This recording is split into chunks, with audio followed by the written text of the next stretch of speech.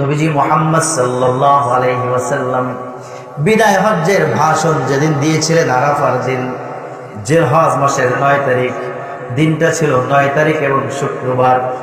হযরত ওমর রাদিয়াল্লাহু তাআলা আনহু বললেন, এটা এমন একটা দিন, এই দিনটা হলো আরাফার দিন। হাদিসে নবীজি মুহাম্মদ সাল্লাল্লাহু আলাইহি ওয়াসাল্লাম আরাফার দিনটাকে ঈদের দিন বলে দিয়েছেন। জোরে বলেন সুবহানাল্লাহ।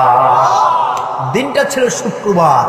নবীজি মুহাম্মদ সাল্লাল্লাহু আলাইহি ওয়াসাল্লাম হাদিসের মধ্যে শুক্রবার দিনটাকেও সাপ্তাহিক ঈদের দিন হিসাবে ঘোষণা দিয়েছেন। জোরে বলেন সুবহানাল্লাহ।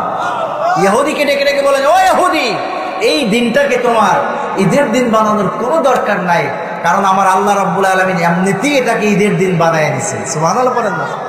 কারণ দিনটা ছিল 9 তারিখ, আরাফার দিন, ঈদের দিন। হাদিসের মধ্যে আরাফার দিনকে ঈদের দিন বলা হয়েছে। সুবহানাল্লাহ বলেন। হাদিসের মধ্যে শুক্রবার দিনটাকে ঈদের দিন বলা হয়েছে। সুবহানাল্লাহ। তাহলে এই দুই ছাড়া ঈদ আছে না নাই? ভাই জোরে বলেন, আছে না নাই? দুই ছাড়াও ঈদ আছে। আপনি আমি দুই পাইলাম কিভাবে? কার উসিলায় কার উসিলায় পাইলাম, কার উসিলায় সিন্নি খাইলাম, মোল্লা চিনলা না। একটা কথা আছে আমাদের ভাষায়, আমাদের গ্রামের গঞ্জের ভাষায়, যে কার উসিলায় সিন্নি খাইলা, মোল্লা চিনলা না।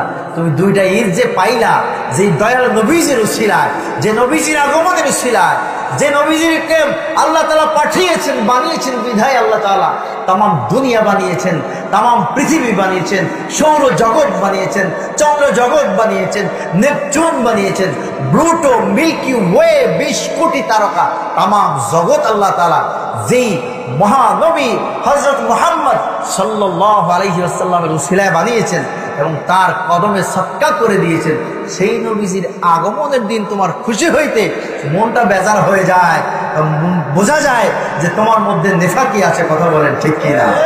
আর জোরে বলেন ঠিক কিনা?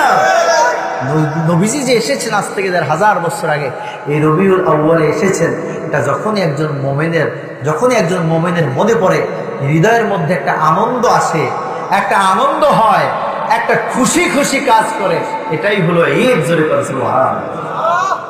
আরেকটা হলো মিলাদুন নবী, মানে নবীজির জন্ম, নবীজির আগমন। ঈদে মিলাদুন নবী মানে হলো নবীজির আগমনে ঈদ, নবীজির আগমনে খুশি করা, আনন্দিত হওয়া, এটার নামই ঈদে মিলাদুন নবী। এটাকে নাজায়েজ বলার কোনো সুযোগ নেই। কথা বলেন ঠিক কি? বরঞ্চ দুনিয়ার সবচেয়ে উত্তম এবং সবচেয়ে ভালো একটা আমল, ভালো একটা সময় হলো এই মিলাদুন নবীর সময়। ভালো একটা আমল হলো মিলাদুন নবীর আমল। ভালো একটা মুহূর্ত হলো এই পবিত্র রবি